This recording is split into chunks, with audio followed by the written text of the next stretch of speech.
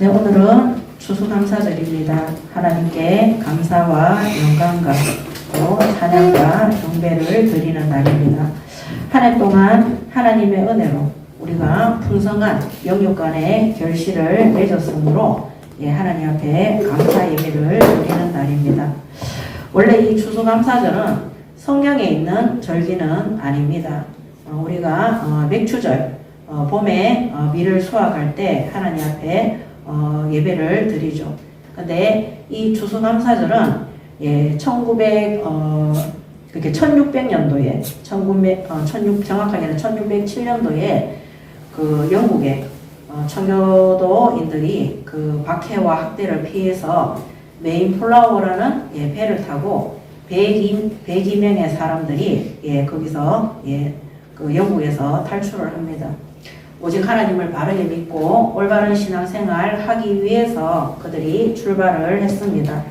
항해 끝에 그들이 12월 첫째 주에 아메리카 인디언이 사는 나라죠. 아메리카 대륙에 그들이 들어오게 됩니다.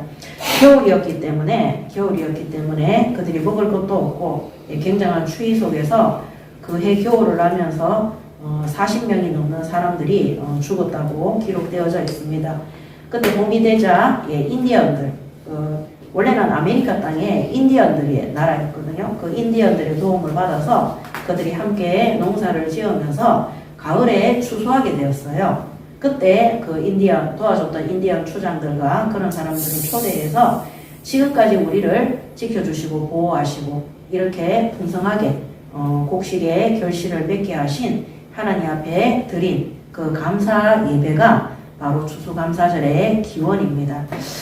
미국의 워싱턴 대통령이 그것을 또 절기로 추수감사절기로 11월달 원래는 미국에서는 11월달 마지막 주차에 아마 추수감사절 예배를 드린 것 같습니다.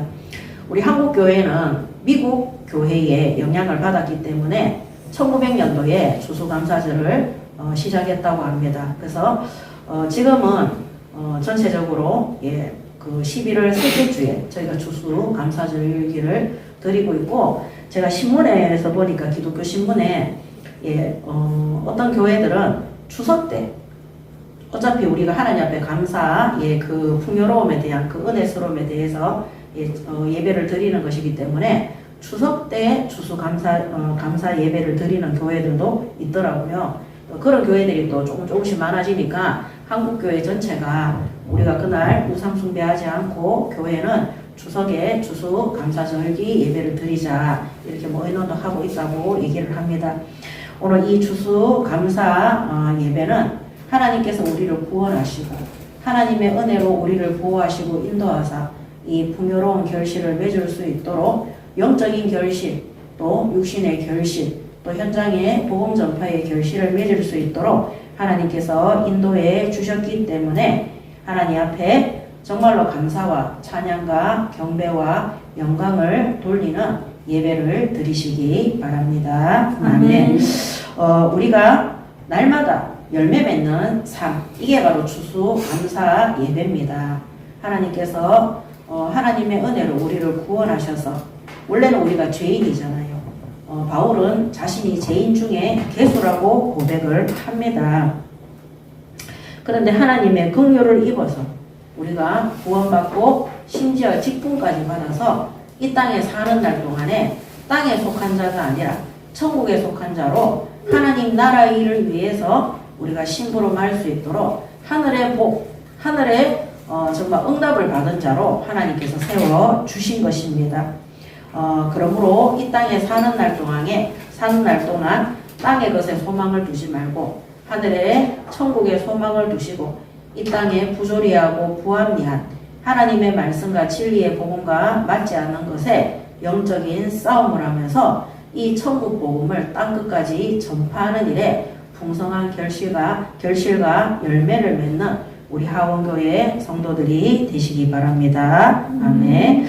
자, 오늘 디모데전서 오늘 1장을 시작을 합니다. 오늘 말씀의 제목은 주의 은혜가 풍성한 추수감사절입니다.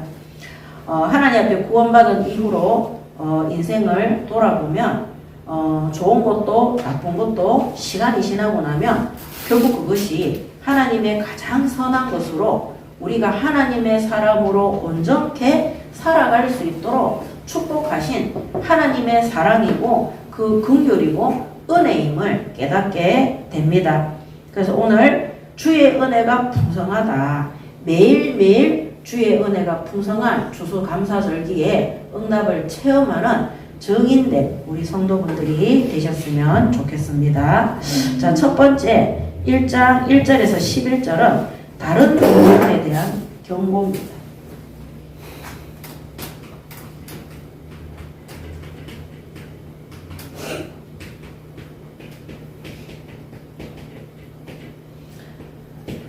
이 경고 속에는 경계하고 이거를 반드시 전달하고 그들이 놓치지 않도록 잊지 않도록 명심하라는 강력한 전달입니다. 그래서 디모데전서 1장 1절에서 11절에 먼저 11절을 먼저 보겠습니다.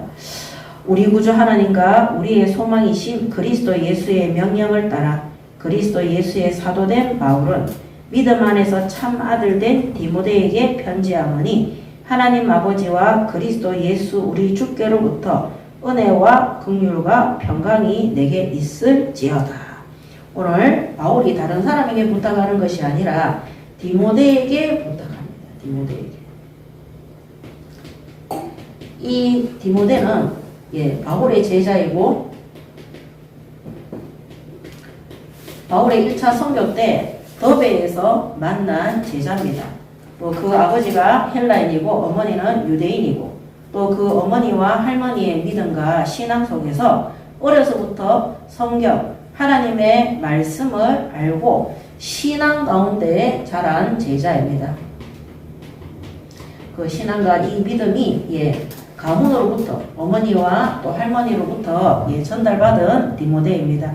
또 이 디모데는 연소하고 또 그 성격이 다른 사람들과 잘 어울리지 못하는 내성적인 성향과 그 다음에 건강이 좋지 않다. 이런 성향을 가지고 있습니다. 그렇지만 이 디모데를 불러서 중요한 교회 사역을 맡깁니다. 특히 이 에베소 교회 안에 들어와 있는 이단과 영지주의 사상과 또 그리스 로마의 철학과 그런 신화들을 통해서 성도들이 하나님의 말씀보다 그런 신화와 유대인들의 억지를 쓰는 그런 율법을 따라서 그들이 말씀 가운데 진리의 복음 가운데 떠나지 않도록 디모데를 통해서 교회 안에 잘못 들어와 있는 다른 교훈에 대해서 반드시 경계하고 그것을 성도들에게 바르게 전달하고 그 다음에 명심할 것을 디모데의 전도서를 통해서 전달하고 있습니다. 오늘 하나님 앞에 이 시대에 부르심을 입은 모든 성도들은 이 말세 시대에 교회 안에 들어와 있는 다른 교훈들, 하나님의 말씀이 아닌 세상의 무속과 신화와 각종 종교와 이단의 사상과 그런 철학과 학문들을 경계해야 됩니다. 그리고 잘못된 것들을 우리가 그냥 넣어두는 것이 아니라 그것을 교회를 분란을 시킨다고 생각하지 말고 반드시 성도들에게 바르게 전달해야 되고 우리도 진리 가운데 벗어나지 않도록 우리 자신이 말씀 가운데 깊이 세워질 수 있도록 하나님의 말씀을 잘 전달받고 전달을 하셔야 되는 겁니다. 그리고 항상 경계함으로 우리가 복음과 말씀을 벗어난 삶을 살아가지 않도록 명심해야 되는 것입니다. 그래서 이 디모데는 내성적이고 건강도 좋지 않고 그 다음에 연소하다 그래서 나이도 어려요. 나이도. 여러 가지 문제점이 있지만은 바울의 제자였고 그의 성격과 성품과 또 신체적인 조건과 이런 것들이 영향을 미치지 않습니다. 우리는 때때로 하나님이 우리에게 직분을 주시고 사명을 주셨을 때 건강을 걱정하거나 내가 가지고 있는 배경을 걱정하거나 또 우리가 그런 성격 아니면 상황을 걱정할 수 있습니다. 또 나이를 걱정할 수 있습니다. 그렇지만 하나님이 보시기에는 가장 하나님만 바라보고 의지하고 믿을 수 있는 최고의 조건으로 불렀다는 사실을 확신하시기 바랍니다. 아멘. 그래서 하나님 저를 어렸을 때부터 불러서 복음 알게 하시지. 아닙니다. 하나님이 우리를 구원하신 그 시간표가 가장 적당하고 하나님 보시기에 또 우리 입장에서도 가장 정확하고 정확한 시간표 속에서 우리를 구원하신 것입니다. 또 우리에게 주신 사명과 직분이 하나님 우리는 연소하고 나약하고 또 부족하기 때문에 감당하기 어렵다고 고백할 수 있습니다. 그렇지 않습니다. 이 디모데의 여러 가지 연소함과 건강의 문제와 또 내성적인 이런 모든 것들이 오히려 에베소 교회를 사역하고 담당하기에 부족함이 없는 상황이었어요. 연소하기 때문에 어리기 때문에 더 하나님을 믿고 의지하고 나약하기 때문에 그렇게 건강이 좋지 않기 때문에 더 하나님 앞에 기도하고 하나님을 바라며 또 뭡니까? 이 내성적이기 때문에 사람과의 관계보다는 하나님과 깊이 교제하고 진리의 복음과 말씀 속에 들어가는 것에 더 집중할 수 있는 그런 성격인 것입니다. 그래서 우리에게 주신 직분과 사명은 하나님 보시기에 가장 정확하고 적절한 것임을 알고 하나님 앞에서 감사하시고 바르게 심부름하시기 바랍니다. 아멘. 자, 그러면서 그리스도 예수 우리 주께로부터 은혜와 긍휼과 평강이 내게 있을지어다 그랬습니다. 그래서 오늘 우리가 가장 가져야 되는 것이 뭐냐? 예수 그리스도 안에서 하나님이 주시는 은혜와 긍휼과 평강입니다. 날마다 하나님 주시는 은혜 속에 들어갈 수 있도록 하나님 주시는 참 평안과 안식 속에 들어갈 수 있도록 하나님의 긍휼하심 속에 들어갈 수 있도록 하나님의 긍휼하심을 받는 자들은 회개하는 것을 부끄러워하지 않습니다. 자신의 잘못을 감추지 않습니다. 또 하나님을 원망하거나 삐지지 않습니다. 하나님의 긍휼하심 속에 들어가는 자들은 자신을 점검하고 돌아보고 회개하고 악한 것에 악한 일에 빠지지 않도록 점검하고 하나님 앞에 돌이키고 돌아오는 자들입니다. 날마다 하나님 앞에 이 은혜와 긍휼과 평강이 우리에게 임할 수 있도록 기도하시고 그 은혜 속에 들어가시기 바랍니다. 자, 그 다음에 이 3절에 보면 내가 마게도냐로 갈 때에 너를 권하여 에베소에 머물라 한 것은 어떤 사람들을 명하여 다른 교훈을 가르치지 말며 그랬습니다. 자, 이 디모데에게 무엇을 부탁했느냐? 다른 교훈에 대한 경계입니다. 다른 교훈을 가르치지 마라. 첫 번째 가르치지 마라. 교회 안에 거짓 선지자와 거짓 교사들, 이런 거짓 선지자, 이 거짓 교사들의 가르침이 성도들에게 전달되지 않도록 경계하라. 그들이 거짓된 것에 미혹당해서 다른 교훈을 가지고 복음을 희석시키고 하나님의 말씀보다 그들의 메시지를 따라가도록 놔두지 말라는 것입니다. 그래서 이런 부분에 바울이 누굽니까? 디모데에게 권하고 부탁을 하는 것입니다. 그래서 바울은 마게도냐로 갔지만 내가 마게도냐로 갈 때 너를 에베소에 머물라 한 것은, 그래서 에베소 교회에 사역을 맡긴 것입니다. 그 맡긴 것의 첫 번째가 뭐냐? 다른 교훈을, 거짓 교사와 거짓 선지자들의 가르침을 주의하고 그것이 성도들에게 전달되지 않도록 주의해라. 자, 그들의 가르침은 어떤 것이냐? 4절에 보면 신하와 끝없는 족보에 몰두하지 말게 하려 함이니 이런 것은 믿음 안에 있는 하나님의 경륜을 이룸보다 도리어 변론을 내는 것이라 그랬습니다. 자, 이 신화는 어떤 신화냐? 그리스 로마 신화.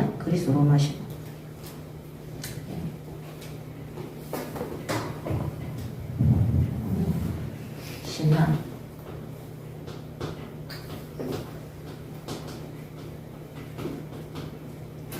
자, 이런 것들을 갖고 와가지고, 막 빗대서 얘기하죠. 그 다음 이 족보는 뭐냐면은, 이 유대교에 있는 족보예요, 족보. 유대교. 자, 이 유대교에 있는 이 사람들이 자신들의 족보를 가지고 예를 들면 아브라함 있죠. 뭐 이삭이나 뭐 이런 사람 우리나라로 치면은 김씨다 이러면 내가 김수로 가문에 김수로 왕의 가문에 그런 족보를 갖고 있어서 내가 왕족이다. 그렇게 말하는 것처럼 이 유대교에 있는 사람들이 우리 믿음의 그 사람들 중에 믿음의 조상들 중에 훌륭한 사람들 이름이 드러나는 사람들이 있죠. 그 사람들의 족보 속에 우리가 있다. 그래서 그 사람들의 족보 속에 있기 때문에 우리는 믿음의 조상들의 족보 속에 있기 때문에 우리는 예수 안 믿어도 구원을 받았다. 이렇게 하는 사람들인 거예요.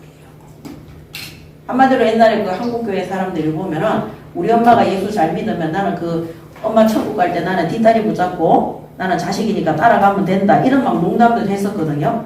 그런 것처럼 이들의 구원의 기준이 하나님이 보내주신 예수 그리스도를 믿음으로 구원받는 것이 아니라 교회에 와서 나는 아브라함 가문이와 나는 레위 지파야 이런 거를 앞세우면서 예수 그리스도로 말미암은 구원이 아니라 이 족보를 통해서 족보 자랑하면서 그것을 구원으로 억지로 연결시켜서 우리의 조상들의 믿음 좋은 조상들의 족보 속에 내가 있는 것이 바로 구원의 조건이라고 내세운 구원의 조건.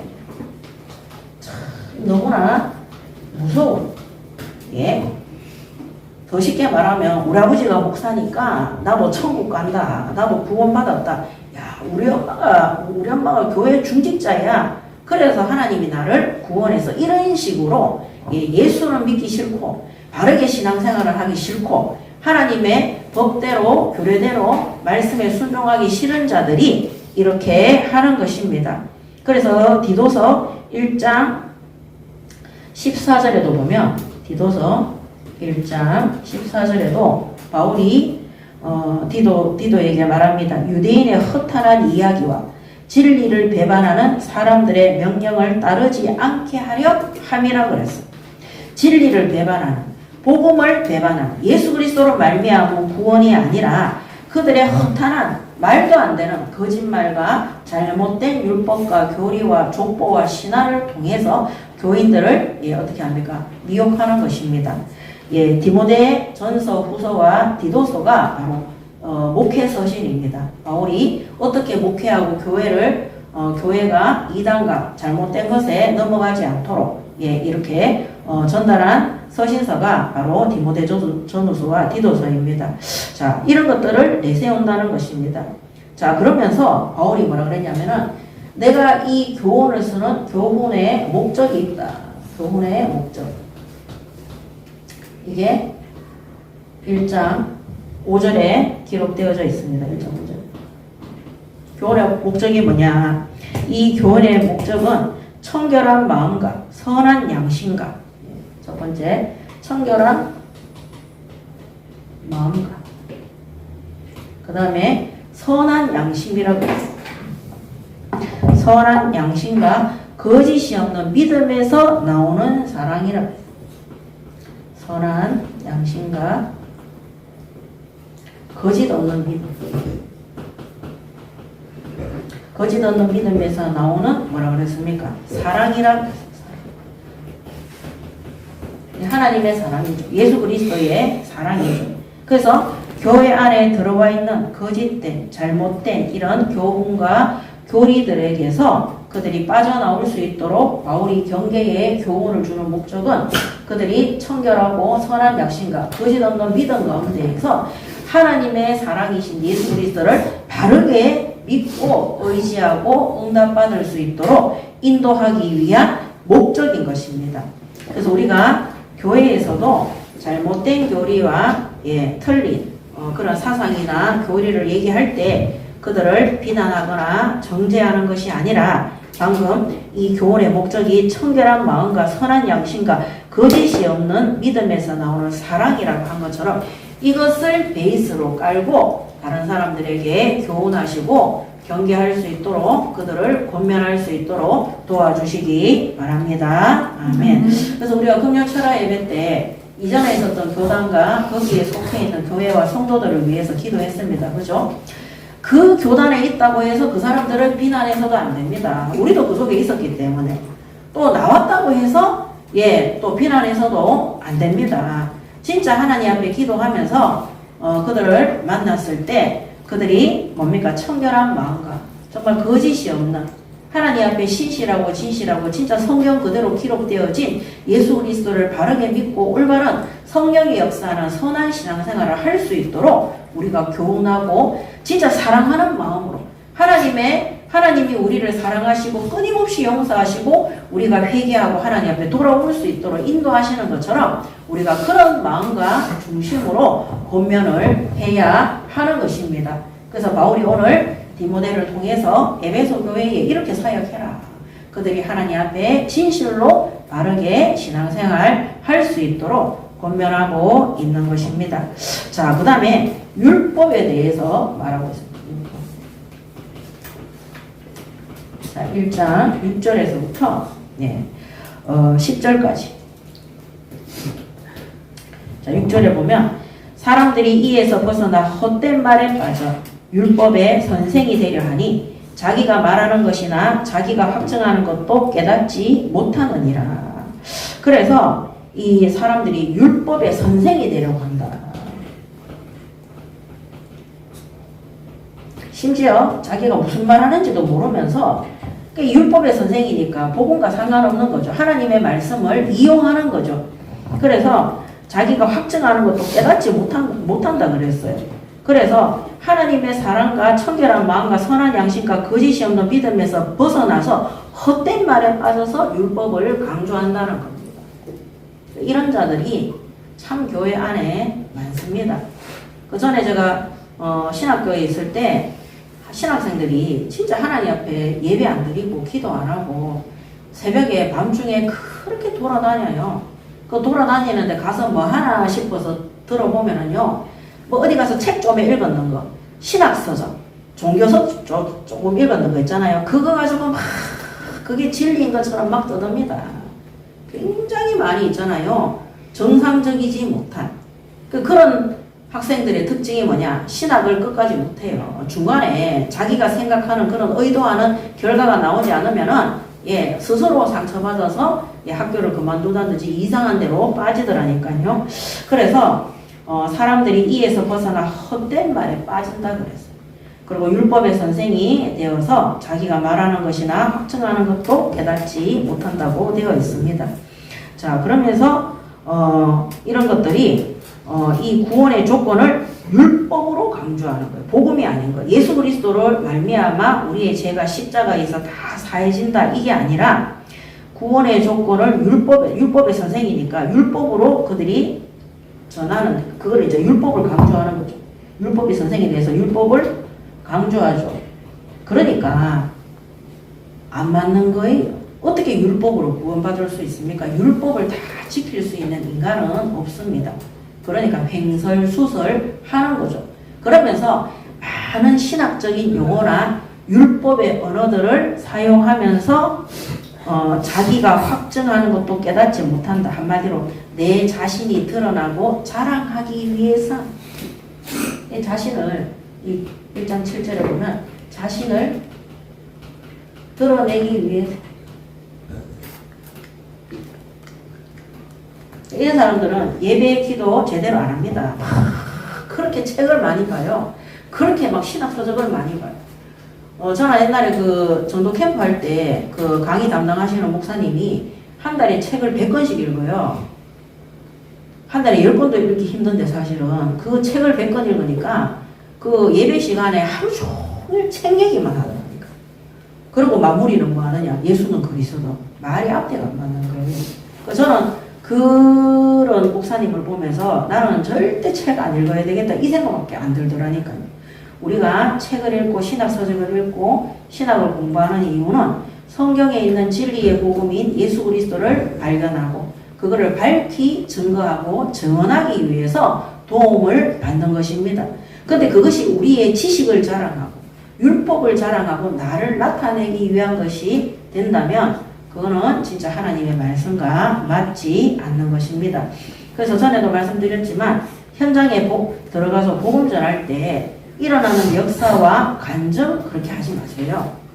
성경 말씀을 가지고 전달하시기 바랍니다. 네. 학생들을 가르치실 때도 그렇게 하셔야 돼요. 제가 여기 사역자 다니는 그 학원 원장한테 잠깐 그 얘기했어요. 학생들이 어떤 문제가 있을 때 학부형들이 전화 온다. 선생님 얘 왜 이렇게 말을 안 듣냐.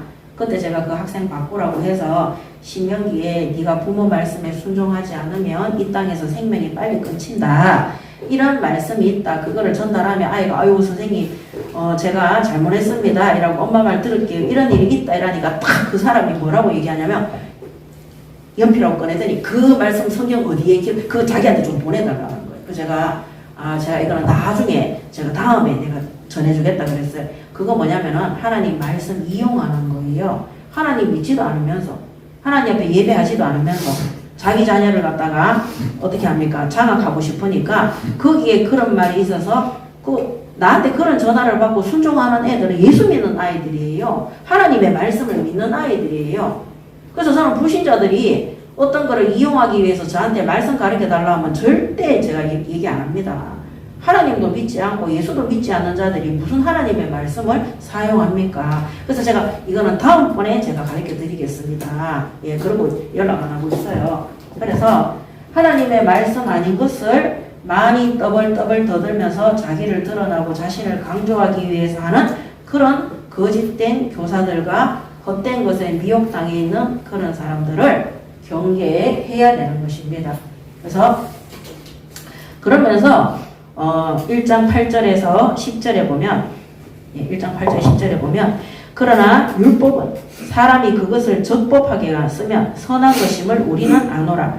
알 것은 이것이니 율법은 옳은 사람을 위하여 세운 것이 아니요 오직 불법한 자와 복종하지 아니하는 자와 경건하지 아니한 자와 죄인과 거룩하지 아니한 자와 망령된 자와 아버지를 죽이는 자와 어머니를 죽이는 자와 살인하는 자며 음행하는 자와 남색하는 자와 인신매매를 하는 자와 거짓말하는 자와 거짓 맹세하는 자와 기타 바른 교훈을 거스리는 자를 위함이니 이 교훈은 내게 맡기신 바 복되신 하나님의 영광의 복음을 따름이니라 이렇게 되어 있습니다.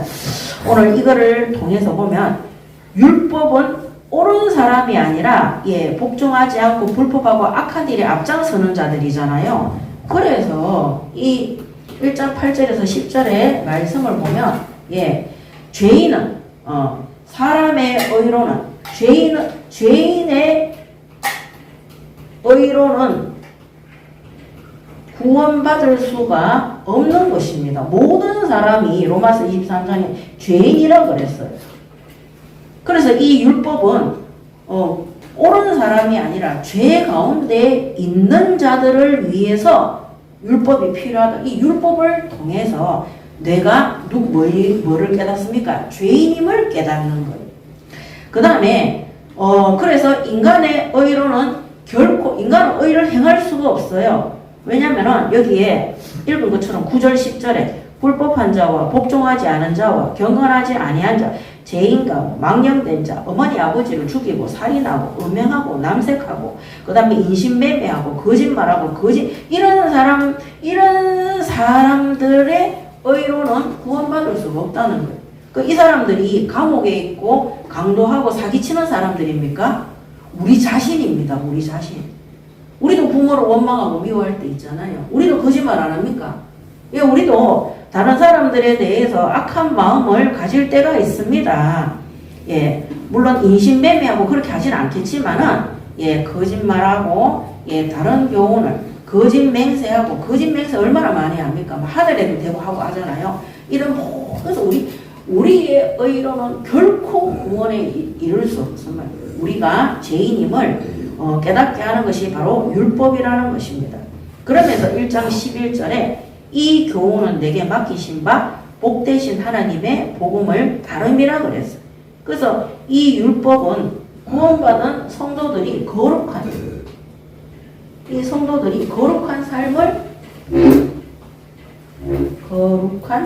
삶을 살도록 인도하는, 죄인임을 깨달음으로 그들이 예수 그리스도로 말미암아 구원받아 거룩한 하나님의 자녀가 되고 하나님의 백성이 되고 하나님의 성전이 되고 또 이 땅에 성령께서 임재하심으로 그들의 삶이 점점점 거룩한 삶이 되도록 성화되어지는 거예요. 그래서 하나님의 영광의 복음을 다름이니라 이렇게 되어 있습니다.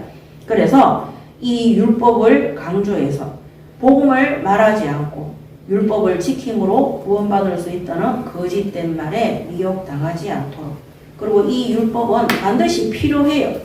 사람이 그것을 적법하게만 쓰면 선한 것임을 우리는 안다 그랬어요. 그래서 우리가 악한 자임을, 우리가 죄인임을, 우리의 의로는 구원받을 수 없음을 깨닫고 또 하나님의 은혜로 우리가 구원받음으로 날마다 거룩하고 성화된 하나님의 영광의 복음을 위한 삶이 될 수 있도록 그렇게 만들어 주는 것이 바로 율법입니다. 자, 이런 것들을 교회 안에 성도들에게, 특히 우리 사역자들은, 교회의 성도들은 현장의 복음 전파에서 예수 믿고 구원받은 새가족들과 주일학교 학생들에게 바르게 가르치시기 바랍니다. 아멘. 성경 말씀을 내가 원하는 것을 얻기 위해서 악용하시면 절대 안 됩니다. 아멘. 하나님의 말씀 그대로 전해야 되는 거예요. 아까 말씀드린 것처럼 우리 가정의 자녀를 갖다가 혼내기 위해서 성경 말씀을 다 말을 뽑아가지고 인용해가 그렇게 하면 안 됩니다. 그런 거를 불신자들이 가르쳐 달라고 하면 가르쳐 주지 마세요. 그들이 이 진리의 복음 속에, 하나님의 말씀 속에 들어올 수 있도록 정확한 말씀으로 복음을 전하시기 바랍니다. 아멘. 우리 사도행전 16장에 보면 그 감옥에 있는 간수장이 자살하려고 할 때 바울이 우리가 다 감옥 안에 있으니까 걱정하지 말라고 했어요. 그 간수장이 뭐랍니까? 선생이여, 내가 어찌하면 구원을 얻을 수 있으리요 이러잖아요. 그때 바울이 뭐라 합니까? 주 예수를 믿으라 그래. 예수 그리스도를 믿으라. 하나님이 보내신 예수 그리스도를 믿으라는 천국 복음을 전파하는 것입니다. 다른 거 간증하지 않습니다. 그리하면 너와 내 집이 구원을 얻으리라 그랬습니다. 오늘 우리가 현장에서 다른 것, 하나님의 복음 말씀 이용하지 말고 정확한 성경 말씀 그대로 정말 진리의 복음을 전파하시기 바랍니다. 자, 그 다음에 12절에서 17절은 바울의 구원에 대한 은혜를 고백합니다. 구원의 은혜를 바울이 고백합니다. 1장 12절에서 17절. 자, 1장 13절에서 13절 15절에 보면 내가 전에는 비방자요 박해자요 폭행자였으나 도리어 긍휼을 입은 것은 내가 믿지 아니할 때에 알지 못하고 행하였습니다. 그 다음에 15절에 믿보다 모든 사람이 받을 만한 이 말이요 그리스도 예수께서 죄인을 구원하시려고 세상에 임하셨다 하였도다. 죄인 중에 내가 개수니라. 바울이 하나님의 구원의 은혜에 대해서 감사하면서 자신이 죄인임을 고백합니다. 우리는 항상 잊어서는 안 됩니다. 죄인임. 이 죄인이라는 걸 알기 때문에 하나님이 우리를 구원하신 이 예수 그리스도의 십자가의 은혜가 얼마나 풍성하고 크다는 사실을 알게 되는 것입니다. 그래서 1장 13절 15절에 그래서 우리가 이번 추수감사절을 통해서 오늘 바울이 고백한 것처럼 전에는 우리도 비방자요, 박해자요, 폭행자였고 그 다음에는 뭡니까? 우리가 죄인 중에 괴수였는데 하나님을 대적하는 자였고 지옥 권세 아래 있는 자였고 하나님을 모르는 자였고 저주와 진노 아래 멸망 가운데 있는 자였어요. 그런 우리를 하나님의 그 크신 사랑과 하나님의 무조건적인 선택과 그 은혜로 말미암아 우리가 구원을 받은 것입니다. 아까 1607년이라고 그랬죠. 그때 102명의 청교도인들이 영국에서 메인플라워라는 배를 타고 그 망망대해를 항해할 때 아메리카 땅으로 지금의 미국이 전 세계를 이끄는 강대국이잖아요. 미국이 최고국 아닙니까? 어쨌거나 그런 응답을 받을 수 있도록 그들이 나침판을 통해서 뭡니까? 백기를 잘 잡은 것이 아닙니다. 그들이 하나님 앞에 믿음으로 살 것을 결단하고 하나님의 긍휼하심과 은혜 속에 들어간 거예요. 그 박해를 피해서 배를 타고 갔는데 하나님이 그들을 아메리카 인디언의 땅으로 인도하신 것입니다. 그 인디언들이 이들을 불쌍히 여겨가지고요. 그들이 뭡니까? 시도 나눠주고 겨울을 알 수 있을 때까지 그들을 도와준 거예요. 근데 중요한 거는요. 이 사람들이 겨울을 지나는 동안에 44명의 사람들이 죽었다 하거든요. 그러면은 102명 중에 44명 중 한 60명 정도밖에 안 남은 거잖아요. 근데 이 사람들은 신앙을 안 잃었어요. 그 신앙을 믿음이 좋아서 안 잃은 게 아닙니다. 하나님이 그 믿음을 지킬 수 있도록 은혜를 부어 주신 것입니다. 저는 아무것도 하나님 앞에 잘한 것이 없고 정말 청년때 대학생 때는 하나님 원망했어요. 교회 다니면서. 그런 저에게 하나님이 이 복음 듣게 하시고 하나님 앞에 예배드릴 수 있는 신분과 그 은혜 속에 들어올 수 있도록 인도해 주신 것입니다. 영원한 멸망과 저주와 재앙 아래 있어야 되는데 저는 평안이라고는 진짜 느껴보지를 저는 행복한 게 뭔지를 잘 몰랐어요. 항상 어렸을 때부터 두렵고 무섭고 집에 우리 아버지가 저희 아버지가 퇴근하는 차 소리가 듣기면은 막 심장이 막 미친 듯이 뛰어요. 항상 그런 생각했어요. 북한 공산주의 거기에서 우리 아버지는 북한에 가면은 그 공산주의 중에서도 아주 이제 그때는 김정일이 시대, 김정일이 그 다음번이다 이렇게 생각할 정도로 너무너무 힘든 상황 속에서 살았는데 제가 예수님을 구주로 영접한 이후에 하나님께 예배하고 경배하는 은혜를 받으면서 말로 표현할 수 있는 평안과 평강을 하나님 앞에 선물로 받았어요. 그러니까 뭐 제가 부잣집에 살아도 우리 아버지가 성공을 해도 뭐 다 소용이 없는 거예요. 하나님의 성령의 은혜가 내 안에 내 영이 죽어서 지옥 권세 아래 있을 때는 어떠한 물질과 능력과 뭐 배경으로도 해결이 안 되는 겁니다.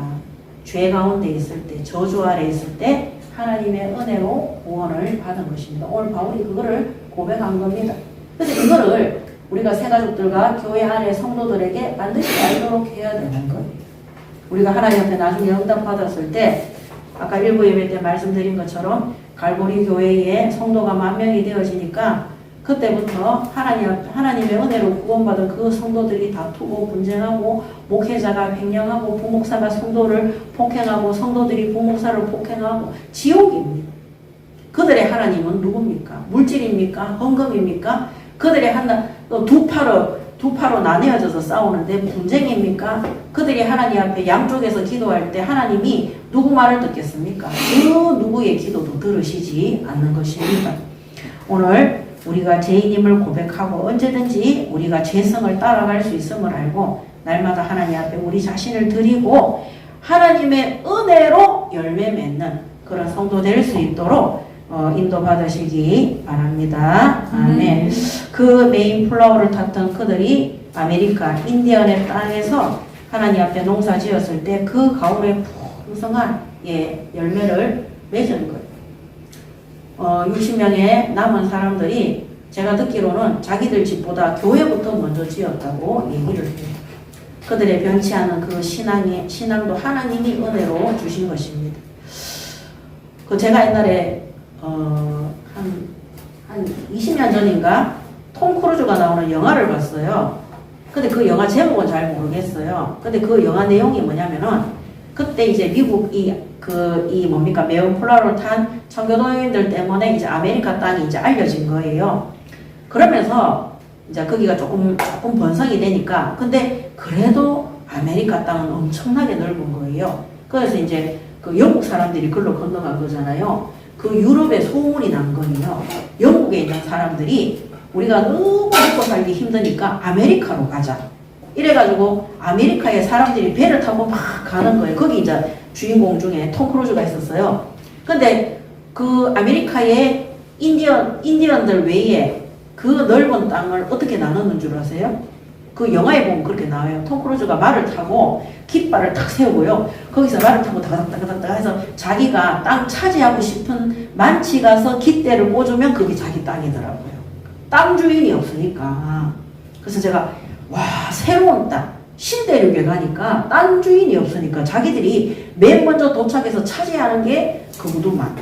근데 하나님이 이스라엘 민족을 가나안 땅에 들어갔는데 그는 가나안 땅 족속들이 있잖아요. 그런데 들어가기 전에 뭐라 합니까? 네 땅이라고 이렇게 얘기하는 거예요. 그래서 제가 그 아메리카 땅에 그때부터 많은 사람들이 들어와서 땅을 차지하면서 그때 먼저 선 사람들이 막 산업을 일으켜서 막 부흥하는 그렇게 이제 만들어진 영화인데 다른 거는 기억이 안 나요. 그것만 기억이 나요. 땅을 차지하는데 막 그렇게 한다는 거. 오늘 하나님께서 우리에게 전 세계의 땅을 주셨습니다. 아멘. 이 진리의 복음을 전파하고 정말 하나님이 기뻐하시는 풍성한 이 성령의 열매와 그 결실을 맺는 하원교회 성도들이 되시기 바랍니다. 아멘. 그러기 위해서는 항상 우리가 누구인지 죄인임을 아셔야 됩니다. 자, 그 다음에 바울은 이것을 고백하며 하나님 앞에 감사했어요. 뭐라고 감사했느냐? 1장 12절에 나를 능하게 하신 그리스도 예수 우리 주께 내가 감사함은 나를 충성되이 여겨 내게 직분을 맡기시니. 나를 능하게 하신 그리스도, 나를 구원하신 예수 그리스도께 감사합니다. 또 그뿐만 아니라 직분을 주신 예수 그리스도 하나님께 감사합니다. 그 다음에 14절에 보면 우리 주의 은혜가 그리스도 예수 안에 있는 믿음과 사랑과 함께 넘치도록 풍성하도다. 우리에게 은혜 주시는 하나님께 감사합니다. 그 은혜가 넘치도록 은혜 주신 하나님께 은혜 주신 하나님께 감사하는 1장 12절 그 다음에 14절에서 17절에 보면 그 다음에 밑보다 모든 사람이 받을 만한 이 말이요 그리스도 예수께서 죄인을 구원하시려고 세상에 임하셨다. 나를 구원하신 예수께 감사합니다. 16절에 그러나 내가 긍휼을 입은 까닭은 예수 그리스도께서 내게 먼저 일체 오래 참으심을 보이사 후에 주를 믿어 영생하는 자들에게 본이 되게 하려 하십니다. 우리를 본이 되도록 세우심에 감사. 우리에게 직분 주셔서 이렇게 심부름할 수 있도록 먼저 불러주신 것에 정말 감사한 거죠. 그 다음 17절에 영원하신 왕 곧 썩지 아니하고 보이지 아니하고 홀로 하나이신 하나님께 존귀와 영광이 영원 무궁토록 있을지어다. 아멘. 하나님께 우리가 영광을 올려드리는 존재로 그러니까 하나님의 영광이 됩니다. 하나님의 영광이 되도록 우리를 불러주심에 감사하는 것입니다. 옛날에 저는 이런 거 몰랐을 때 교회 다니면서 자살을 준비했어요. 저는 하나님 앞에 버림받았다고 생각했고 저는 하나님이 교회에 부자고 잘 믿고 부모님들이 믿음 좋은 사람들 그런 애들만 하나님이 좋아한다고 생각했어요. 그래서 저 혼자 삐져가지고 교회를 나왔거든요. 근데 제가 나중에 정말 그래서 저는 왜 자꾸 성경을 이렇게 쭉 읽으면서 이게 성경을 이제 강해한다 하거든요. 성경 그대로 읽으면 성경 강해라고 하는데 이거를 왜 하냐면은 저는 청년 때 대학생 때 성경을 제대로 본 적이 없어요.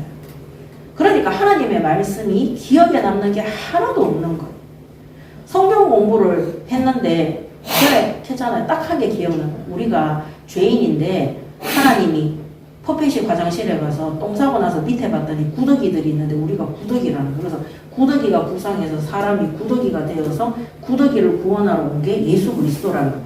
그런 이야기가 성경에 없어요. 예화를 해도 성경에 있는 거 예화하면 되는데 그래서 저는 그때 그 얘기 들었을 때 분노했다니까요. 내가 그렇게 더럽다. 나는 착하고 열심히 살았는데 그 하나님의 진짜 말씀이 아니니까 이 내 마음에 이 뭡니까? 하나님의 말씀으로 딱 꽂히지를 않는 거예요.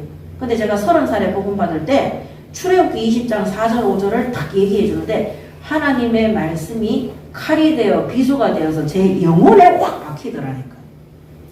그래서 그 말씀이 딱 들어와 있으니까요. 그때부터 지금까지 제가 제일 많이 강조하는 게 그겁니다. 우상 숭배하지 않고 하나님 앞에 바르게 예배하고 경배하는 것.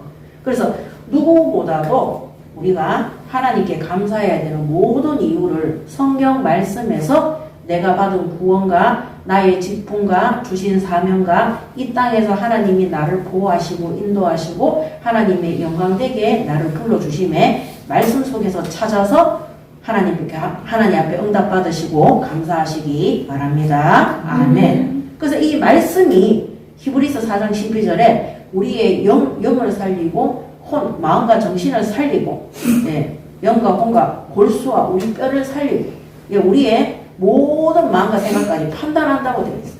그러니까 우리의 삶 전체가 하나님의 말씀에 사로잡혀서 하나님의 능력 속에 들어가게 되는 것입니다.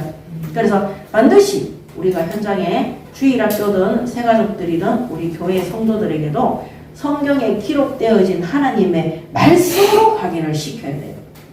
그 대부분 사람들이 내가 체험하고 내가 느꼈던 그런 감정이나 체험을 사람들한테 하나님의 뜻이라고 전달하는데 굉장히 잘못된 것입니다. 그래서 말씀 그대로 전달할 수 있도록 그래서 이 바울의 감사도 또 오늘 추수 감사절에 대한 감사도 한 해 동안 하나님이 우리에게 영육간에 하나님께서 우리에게 영육간에 풍성히 채우시고 결실 맺게 하신 것 말씀 속에서 하나님 앞에 감사하는 추수 감사절이 되시기 바랍니다. 아멘. 결론입니다. 자, 마지막은 디모데를 향한 권면입니다.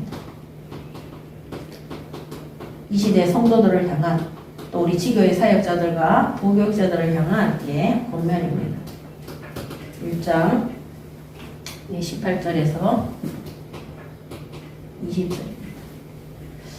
자, 첫 번째 18절에 아들 디모데야 내가 내게 이 교훈으로서 명하노니 전에 너를 지도한 예언을 따라 그것으로 선한 싸움을 싸우며 믿음과 착한 양심을 가지라. 어떤 이들은 이 양심을 버렸고 그 믿음에 관하여서는 파선하였느니라. 그 가운데에 후메네오와 알렉산데가 있으니 내가 사탄에게 내준 것은 그들로 훈계를 받아 신성을 모독하지 못하게 하려 함이라 그랬습니다. 첫 번째, 내가 내게 이 교훈으로서 명하노니 전에 너를 지도한 예언을 따라 그것으로 선한 싸움을 싸우며 지도한 예언이 뭡니까? 복음 전파입니다. 우리가 이 땅에서 복음 전파할 때 반드시 사단과의 영적 전투가 있습니다. 복음 전파는 하나님의 말씀이신 복음을 전파할 때는 사탄과 영적 전투입니다. 그래서 그리스도의 전신갑주를 입어야 되는 것입니다. 그래서 1장 18절에 선한 싸움을 싸우라고 했어요. 선한 싸움.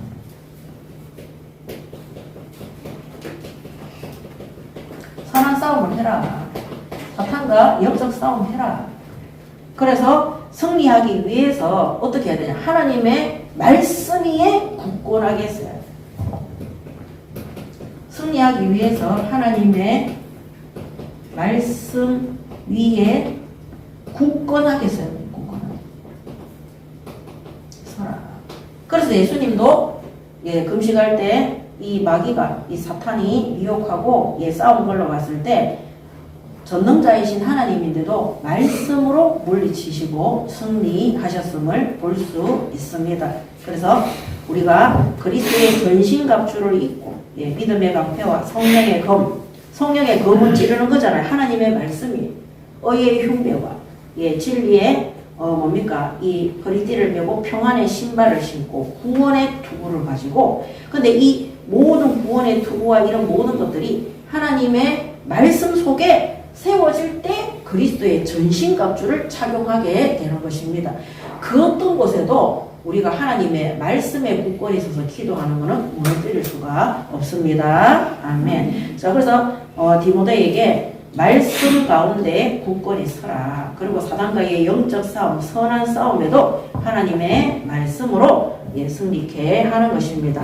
그 다음에 믿음과 착한 양심을 가지라 그랬어요. 어떤 이들은 이 양심을 버렸고 그 믿음에 관하여 파산했다. 그래서 파산. 예, 완전히 배가 침몰한 것을 얘기하는 것입니다. 그래서 굳건한 믿음과 착한 양심으로 선행이 되어져야 된다. 굳건한 믿음과 착한 양심으로 선행이 뭐냐? 준행하라. 선행해라. 선행을 행하라. 이 착한 일을 행하라. 복음 전파를 행해라. 우리가 굳건한 믿음 가운데에서 입만 어쩌고저쩌고 하는 것이 아니라 성탄 초청 캠프를 위해서 이 믿음 속에서 이 선행을 행하는 겁니다. 하나님 앞에 양심적으로 진짜 심부름을 하는 것입니다. 자, 그래서 예, 이런 선행이 반드시 19절에 따라와야 됩니다. 그러면서 바울이 교회의 악한 자들을 치리했어요. 한마디로 출교시켰죠. 교회에서 쫓아냈어요. 그게 1장 20절입니다. 그 가운데 19절에 어떤 이들은 양심을 버렸고 그 믿음 가운데 파산하였느니라. 그 사람들이 누구냐? 그 가운데 후메네오와 알렉산더가 있으니 자, 내가 사탄에게 내준 것은 그들로 훈계를 받아 신성을 모독하지 못하게 하려 합니다. 자, 에베소 교회의 이단자들입니다. 에베소 교회에서 이런 거 하던 사람들이에요. 다른 교훈을 가지고 예, 성도들을 미혹하고 싶은 에베소 교회 내의 이단자들을 바울이 가만 놔둔 게 아니라 사탄에게 내줬다는 거예요. 여기 하나님 앞에 예배하고 경배하는 게 아니라 교회에서 출교, 바로 우리가 하나님을 떠나면 그때부터 우상 숭배하고 사탄 섬기는 거거든요. 그래서 바울이 내가 사탄한테 내준 것은 예, 교회에서 출교시킨 것은 이 사람들 출교시킨 것. 그래서 이런 말들을 보면요, 교회에서 하나님의 말씀, 진리의 복음을 떠나서 불신앙하고 염려, 걱정, 근심하다가 예, 인본주의 쓰다가 싸우고 분쟁하다가 교회 나가잖아요. 그게 이거예요. 사탄에게 내준 바가 되는 겁니다. 그런 사람들은 이 교회 갔다가 저 교회 갔다가 계속 나가요.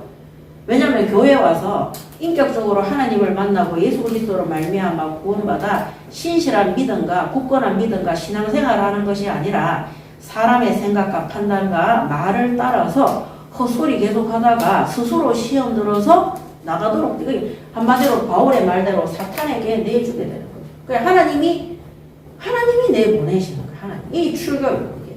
그래서 이 출교 시킨 거죠, 이 바울이.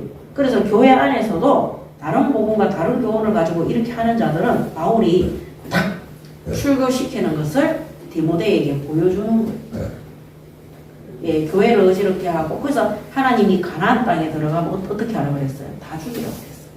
우상 숭배하는 그들과 섞여서 사귀다 보면 이스라엘 민족이 변질되고 하나님을 떠나서 그들이 섬기는 가증하니 정말 악한 일에 심부름하기 때문입니다.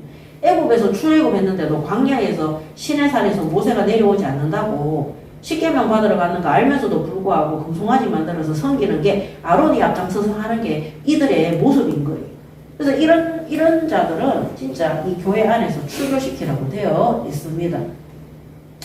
자, 그러면서 이 징계를 왜 하느냐, 이 사탄에게 내준 것에 대한 이 징계잖아요. 여기에 대한 목적이 나옵니다. 그래서 징계의 목적이 뭐냐, 출교시키는 것도 그 사람들을 멸망하기 위해서 하는 것이 아니라 예, 훈계를 받아 신성을 모독하지 못하게 하려 함이라 그랬습니다. 그래서 예, 훈계를 받아 한마디로 회개하는 거죠. 원래 하나님이 우리를 구원하시고 예, 우리를 교회로 부르신 깨끗하고 순수한 복음, 한마디로 교회가 순수하게 지자리로 세워질 수 있도록 예, 회개하고, 이 징계의 목적이 회개하고 예, 교회의 원래 순수한 모습으로 돌아올 수 있도록. 그래서 그들이 이 출교를 통해서 회개함으로 연단을 받아서 예, 하나님 앞에 바르게 설 수 있도록 하기 위해서 예, 회개하고 원래 교회의 순수한 모습으로 돌아오도록 하기 위해서 징계를 하는 것입니다. 그래서 출교당할 때 어떤 사람은 시험 들어서 영원히 낙심해서 가는 사람도 있겠지만은 그 출교를 통해서 하나님 앞에 크게 회개하고 징계를 받으면서 연단 속에 들어가는 사람들이 있어요.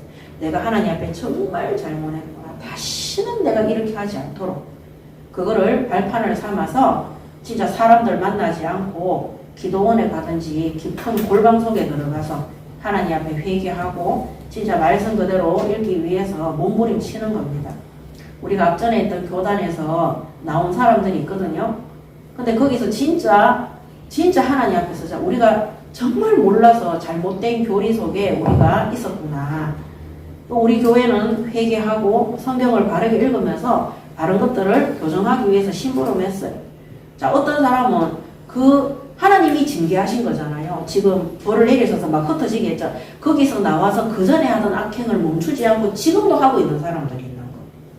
그냥 하나님이 우리를 출교하시고 출교가 뭐냐 거기서 나오게 했잖아요. 그 이유는 뭐냐 우리가 진짜 회개하고 원래 하나님이 교회를 세우셨던 깨끗한 그리스도를 고백하고 그리스도 안에서 반석교회로 음부의 권세가 이기지 못하는 교회로 기도의 비밀을 가진 교회로 깨끗하고 순수한 교회로 세우기 위한 목적인 겁니다. 그래서 우리가 교회 안에서도 거짓 교사와 거짓 선지자들에게 미혹당해서 그런 자들을 한마디로 그런 거짓 이단자들이라 할지라도 출교할 때 진심으로 그들을 위해서 기도하고 그들이 회개하고 돌아올 수 있도록 도우라는 겁니다. 그래서 우리가 앞전에 있던 교단을 놓고 기도하는 것입니다. 자, 이것이 바울이 디모데를 향한 권면입니다. 오늘 우리 교회의 성도들을 향한 권면임을 알고 오늘도 하나님이 우리에게 주신 구원과 그 은혜에 감사하며 우리 하원교회가 온닫지 않고 또 세상전도로 이전해서 이렇게 성탄 캠프를 준비하고 또 내년을 준비하고 오늘 우리가 또 각자의 산업과 현장에서 복음을 전파하고 거기에 구원받고 또 제자들이 예배를 드릴 수 있도록 이렇게 열매 맺게 하신 하나님께 정말로 감사하며 2026년에는 또 올해 아직도 2025년 마지막 연말까지 남아있지만 하나님이 기뻐하시는 열매 맺을 수 있도록 또 그 열매 맺도록 은혜 주신 하나님 앞에 추수감사 예배로 하나님 앞에 감사하고 하나님께 영광을 올려드리는 그래서 내년 2026년도에는 우리가 열매를 맺는 것이 아니라 하나님께서 풍성히 열매 맺을 수 있도록 하나님의 은혜와 축복 가운데 들어가는 우리 하원교회 성도분들 되시기 바랍니다. 아멘. 기도하겠습니다. 하나님 은혜를 감사합니다. 오늘도 귀한 말씀으로 은혜 부어주심을 감사합니다. 하나님께 영광 돌리는 또 하나님께서 풍성히 열매 맺게 하시는 추수감사 예배로 우리가 주님 앞에서는 그날까지 오직 복음으로 오직 하나님의 말씀으로 순수하게 바르게 심부름해서 하나님이 기뻐하시는 성령과 또 전도와 선교의 열매를 맺는 하원교회 모든 성도들 되게 하여 주시옵소서. 감사드리며 우리 주 예수 그리스도 이름으로 기도드립니다. 아멘.